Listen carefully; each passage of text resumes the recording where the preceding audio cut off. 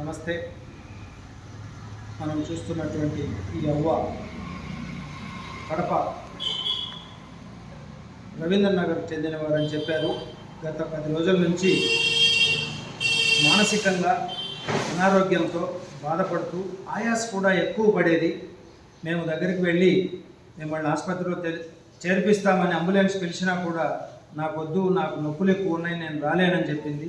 ఎక్కడో ఒక చోట అనాథాశ్రమంలో ఏర్పాటు చేస్తే బాగుంటుందేమో, చనిపోయేటప్పుడన్నా ప్రశాంతంగా చనిపోవాలి, ఈ నరకంలో ఉండకూడదని ఆలోచన చేసి శనివారం మాట్లాడుకున్నాం మిత్రులందరం కలిసి.